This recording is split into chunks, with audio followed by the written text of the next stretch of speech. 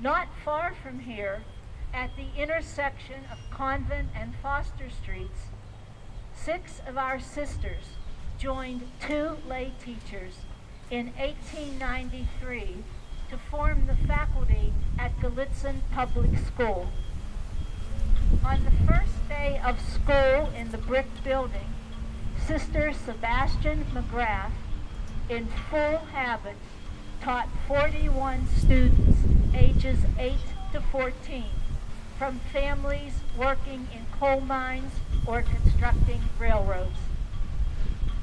No doubt, Sister Sebastian would have been quite surprised to learn that the 1895 Garb Act, which banned public school teachers in Pennsylvania from wearing religious clothing or insignia, would have far-reaching implications for decades in schools across the country.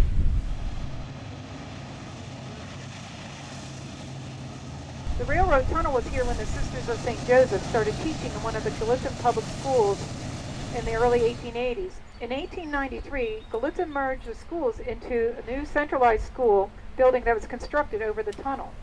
It was a centralization of the schools that served as the impetus for this 1894 lawsuit of the Gallitzin School Board and the Sisters of St. Joseph teachers by the Junior Order of the United American Mechanics, which was an anti-Catholic nativist group. And here we are, over 125 years later, commemorating that event with a state marker. We gather to commemorate the historical significance of a Pennsylvania Supreme Court decision.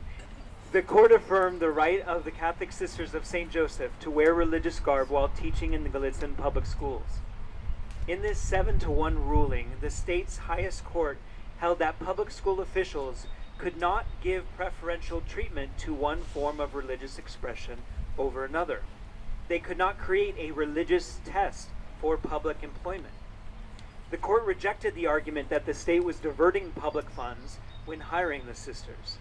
The justices made clear that it is not sectarian teaching to appear in a schoolroom, quote, in a dress particular to a religious order. In contemporary terms, a student's exposure to the religious other does not constitute religious indoctrination.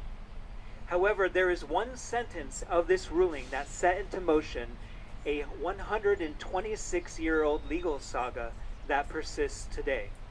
The court held as follows: the legislature may by statute enact that all teachers shall wear in the schoolroom a particular style of dress, and that none other shall be worn, and therefore secure the same uniformity of outward appearance that we now see in city police, railroad trainmen, and nurses of some of our large hospitals.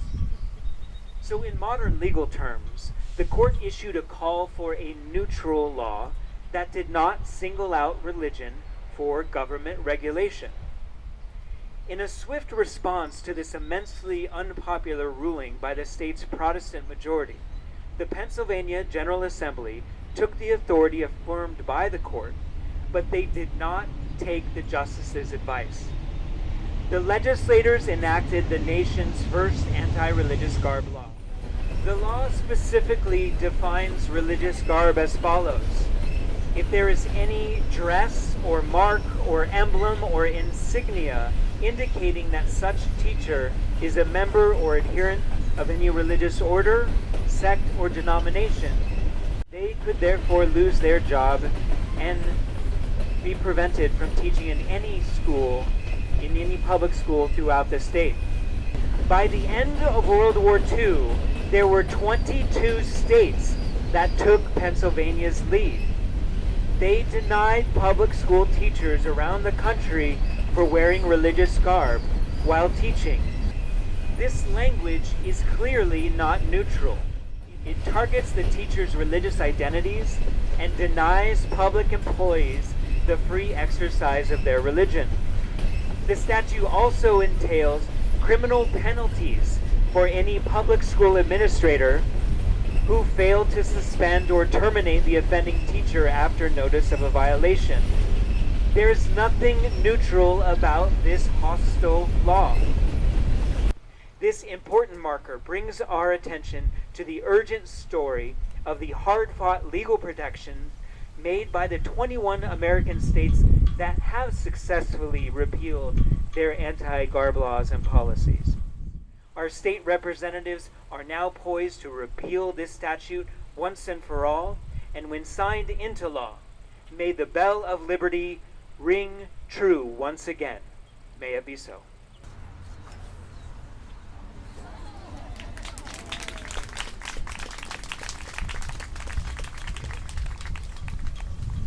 And I will read the marker text. In 1894, the Pennsylvania Supreme Court ruled that the Catholic Sisters of St. Joseph were permitted to wear religious attire while teaching in Gallitzin Public Schools. In response, the Pennsylvania legislature passed the 1895 Garb Act, forbidding public school teachers from wearing religious clothing or insignia. In the years since, state and federal courts have sought to balance the right to religious expression with the principles of secular public education. O loving God, we thank you for your endless gifts to the hidden people and places of Western Pennsylvania. This day, we thank you for these mountains, vistas, and valleys, for the people of First Nations who formed lives here, the railroad workers, coal miners, the homemakers, educators, and students, all who have made this place a home. We ask your blessing on our ancestors, those we recall, and those whose names are hidden in you.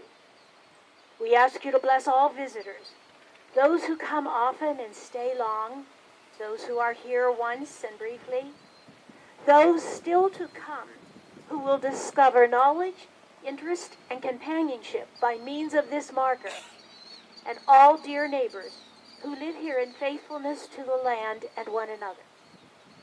We ask your blessing on this historical marker and the words of our history ascribed on it. We are thankful for the remembrance that it evokes, for the questions and research it invites, and for all who gather here in memory's burden and joy. Oh God, we are grateful to be among our neighbors of these mountains, all of us friends